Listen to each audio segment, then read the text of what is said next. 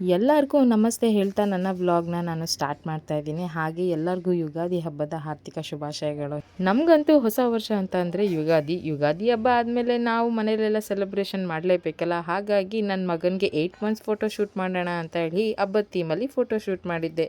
ಹಬ್ಬದ ದಿನ photo shoot ಮಾಡೋಕ್ಕೆ ಹಿಂಸೆ ಆಗುತ್ತೆ ಅಂತ ಹೇಳಿ ನನ್ನ ಮಗನಿಗೆ ನಾನು ಇಂದಿನ ದಿನನೇ ಯುಗಾದಿ ಥೀಮಲ್ಲಿ ಫೋಟೋ ಶೂಟ್ಗೆ ರೆಡಿ ಮಾಡಿ ಫೋಟೋ ಶೂಟ್ನ ಮುಗಿಸಿದ್ವಿ. ನಮ್ಮ ಗೌಡ್ರಂತೂ ಆ ಡ್ರೆಸ್ಸಲ್ಲಿ ತುಂಬ ಸಖತ್ತಾಗಿ ಕಾಣಿಸ್ತಿದ್ರು.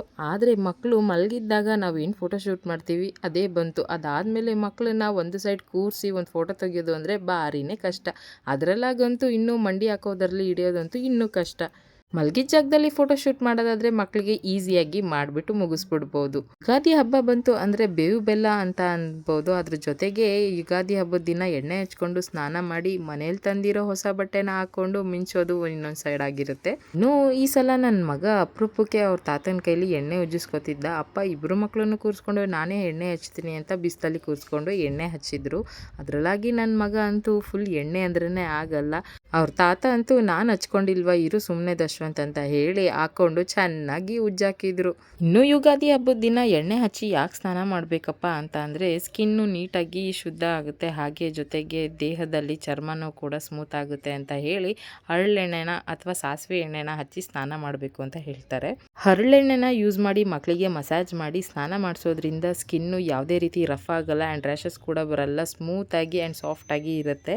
ಅದರಲ್ಲಾಗಿ ನಾನು ನನ್ನ ಇಬ್ಬರು ಮಕ್ಕಳಿಗೂ ಹುಟ್ಟಿದಾಗಿಂದನೂ ಸ್ಟಾರ್ಟಿಂಗ್ 2 ಮಂತ್ಸು ತುಪ್ಪ ಉಜ್ತೀವಿ ಮೈಗೆ. ಅದಾದಮೇಲೆ ನಾವು ಯಾವಾಗ್ಲೂ ಹರಳೆಣ್ಣೆನೇ ಜಾಸ್ತಿ ಉಜ್ಜೋದು ಬಾಡಿ ಮಸಾಜ್ಗೆ. ಈ ಸಲ ಯುಗಾದಿ ಹಬ್ಬ ನಮಗೆ ಸ್ವಲ್ಪ ಸ್ಪೆಷಲ್ಲೇ ಅಂತ ಹೇಳ್ಬೋದು. ಯಾಕಂದರೆ ನನ್ನ ಚಿಲ್ಟುಗೆ ಇದು ಮೊದಲನೇ ಯುಗಾದಿ ಹಬ್ಬ ಆಗಿದೆ.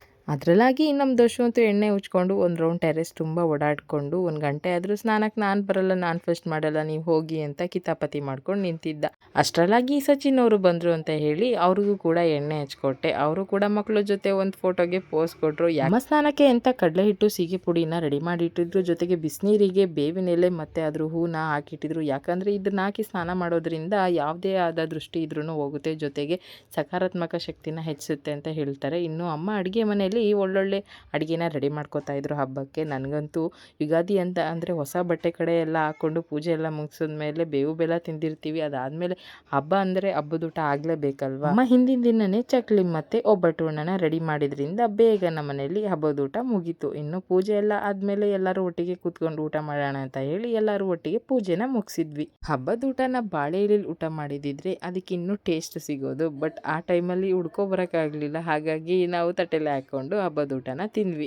ಪುಟಾಣಿಗೆ 8 ತಿಂಗಳು ತುಂಬಿ 9 ತಿಂಗಳಿಗೆ ಬಿದ್ದಿತ್ತು. ಹಾಗಾಗಿ 9ನೇ ತಿಂಗಳಿಗೆ ನನ್ನ ಮಗ ಹೊಸಲು ದಾಟಲಿ ಅಂತ ಹೇಳಿ ವಿಶೇಷವಾಗಿ ಹಬ್ಬದ ದಿನನೇ ಆಗಲಿ ಅಂತ ನಾವು ಕೂಡ ಮಗುಗೆ ಹೊಸಲು ದಾಟ ಶಾಸ್ತ್ರನ ಅವತ್ತೇ ಇಟ್ಕೊಂಡ್ವಿ.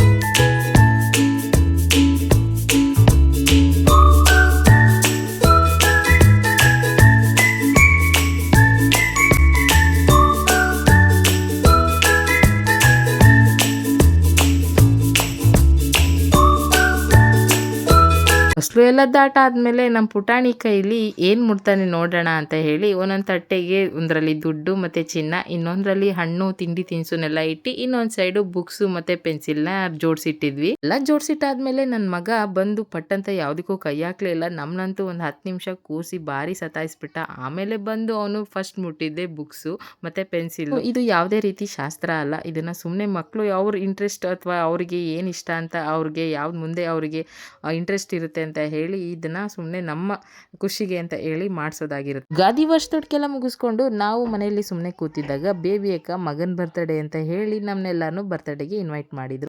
ಬರ್ತಡೇ ಪಾರ್ಟಿ ಸಂಜೆ ಆಗಿದ್ದ ಕಾರಣ ನಾವೆಲ್ಲರೂ ಕೂಡ ಒಟ್ಟಿಗೆ ಫಂಕ್ಷನ್ ಅಟೆಂಡ್ ಮಾಡೋಣ ಅಂತ ಮಕ್ಕಳನ್ನೆಲ್ಲ ಕರ್ಕೊಂಡು ಸಂಜೆ ಈವೆಂಟ್ಗೆ ಹೋಗಿದ್ವಿ. ಇನ್ನು ಫ್ಯಾಮಿಲಿ ಎಲ್ಲ ಒಟ್ಟಿಗೆ ಸಿಕ್ಕಾಗ ಕೂತ್ಕೊಂಡು ಹರಟೆ ಉಟ್ಕೊಂಡು ಮಾತಾಡಿಕೊಂಡು ಎಲ್ಲ ಟೈಮ್ ಹೇಗೆ ಹೋಯ್ತು ಅಂತಲೇ ಗೊತ್ತಿಲ್ಲ. ಎಲ್ಲರೂ ಒಟ್ಟಿಗೆ ಊಟ ಮುಗಿಸ್ಕೊಂಡು ಅಲ್ಲೇ ಸ್ವಲ್ಪ ವಾಕ್ ಎಲ್ಲ ಮಾಡಿಕೊಂಡು ಟೈಮ್ ಸ್ಪೆಂಡ್ ಮಾಡಿದ್ವಿ. ಇದಿಷ್ಟು ನನ್ನ ವ್ಲಾಗ್ ಆಗಿರುತ್ತೆ. ಇನ್ನೂ ಈ ವಿಡಿಯೋ ಎಲ್ಲರಿಗೂ ಇಷ್ಟ ಆಗಿರುತ್ತೆ ಅಂತ ಅಂದ್ಕೊಂಡಿದ್ದೀನಿ. ನನ್ನ ಈ ವಿಡಿಯೋ ಇಷ್ಟ ಆಗಿದ್ರೆ ನನ್ನ ವಿಡಿಯೋಗೆ ಒಂದು ಲೈಕ್ ಕೊಡಿ. ಹಾಗೆ ನನ್ನ ಚಾನಲ್ನ ಯಾರ್ಯಾರು ಸಬ್ಸ್ಕ್ರೈಬ್ ಮಾಡಿಲ್ಲ ಸಬ್ಸ್ಕ್ರೈಬ್ ಮಾಡಿ ಅಂತ ಹೇಳ್ತಾ ಟಾಟಾ ಬಾಯ್.